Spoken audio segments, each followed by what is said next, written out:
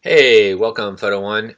This video we're going to talk about a couple of things. We're going to talk about what is making that flare coming in through the camera, how to fix it. So we'll talk a little bit about contrast, and then we're going to talk about ISO and what ISO is, how it works, and when you can break a bunch of rules that it just outlined in the text that you just read.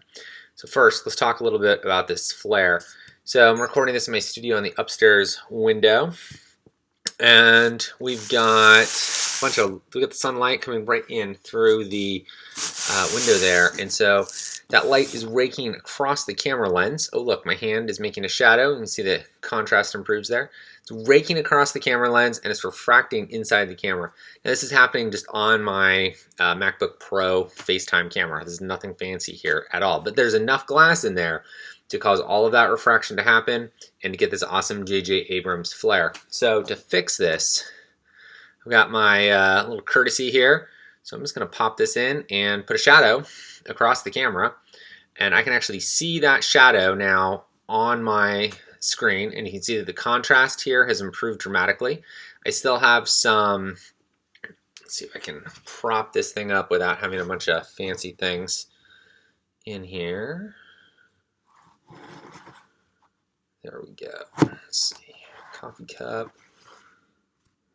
Stuff. Boom.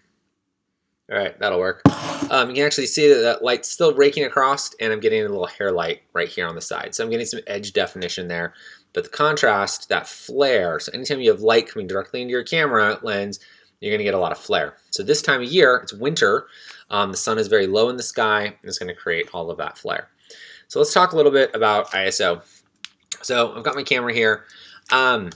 Different cameras are going to have different base ISOs. And by base ISO, that's going to be the lowest ISO number that you can set your camera to. This Nikon D810's base ISO is 64. So if I turn this on and I click over to my info, you should be able to look there and you can see it says ISO 64 right there. That's a very low ISO. Most cameras are going to have a base ISO of 100. So if I press my ISO button, I can then adjust that using the back dial right here. And now I'm at ISO 100. So let's talk about ISO 100, 200, 400, and on up. As we double those values, so if we go from ISO 100 to 200, we're doubling the sensitivity of the sensor to light. And ISO really talks mostly, it refers directly back to film. And with film, you had different size silver crystals on that film, which dictated the sensitivity of the light. The larger the crystal, the more sensitive it was to light, and so it would work better in low light situations. All right, so all of your fast film, would work in low light conditions, but it would be very grainy and or noisy, but we considered it grain because it was actually physical grain on that piece of film. Fine grained film was slower and had a lower ISO. So ISO 64, 100, 125, 200, not so much. As film waned out, there was ISO 400 speed film that was fine grained and you could make really nice enlargements off of it. And a lot of photographers love that because before, the finest grain stuff they could get would be like 50 speed or 100 speed. And so being able to bump up 2 full stops from 100 to 400 was a big deal. So that's kind of that's where that comes from, and that's what we think about. With digital photography, nothing's changing inside that sensor. So what happens is that you're always capturing the image at the same sensitivity because that's what the sensor has, but it has a signal amplifier inside the camera, and you can think of that just as an amplifier on your car radio. You turn up the volume noise and it sounds fine, fine, fine, fine, fine until it gets too loud, and then the signal peaks and we start to get noise then in the signal, right? It doesn't sound as good. Your stereo system can't handle it and it's too loud and everything sounds terrible. The same kind of thing is basically happening inside your digital camera. You can take that, if you use a very low ISO, and get a very clean file, and then as you amplify that signal up, you're going to introduce noise into that file and it's not going to look as good, and you're going to actually get noise is what we call it, and there is a tool in Lightroom called noise reduction. So what's the right ISO to use? There isn't one. I typically shoot at the lowest ISO possible, but I'm doing mostly commercial and high-end product work, architectural stuff. We want the cleanest file possible because that's what we're getting paid the money to do.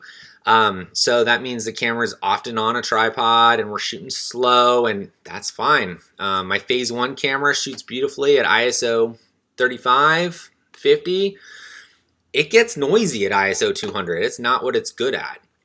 The D810 here does great at low ISOs, and it does well up into a medium range of like 400.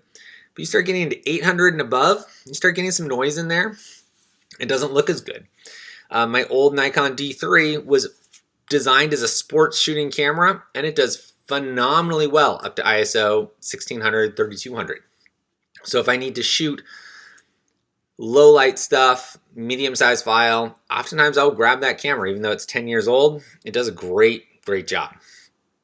So really, you're kind of working that camera to be the tool to kind of fit your need of the thing that you're shooting. So that's your kind of gist of ISO.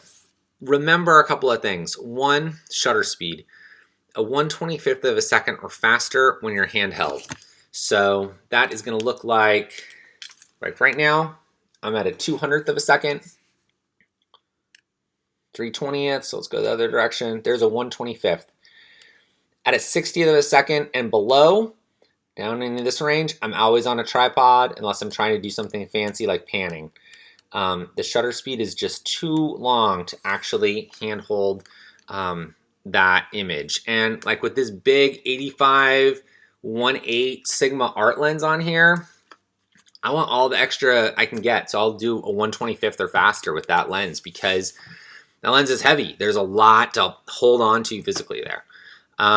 With wider angle lenses, you can manipulate more and you can get away with things. Movement reduction, that kind of thing can also be really helpful for that too. So I hope this video has been helpful. Remember, ISO, you double the numbers, you're going to double that sensitivity. 200 is twice as sensitive to light as 100. 400 is 2 times as sensitive as 100. We can go opposite direction, go the other direction. ISO is that really useful tool for finding the right shutter speed that you want or using the right aperture that you want. And it's the piece that allows the flexibility to happen. So we'll go back to having some flare.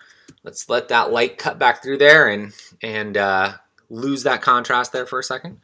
So I hope this video has been useful, and we'll see you in the Q&A forum. All right, cheers.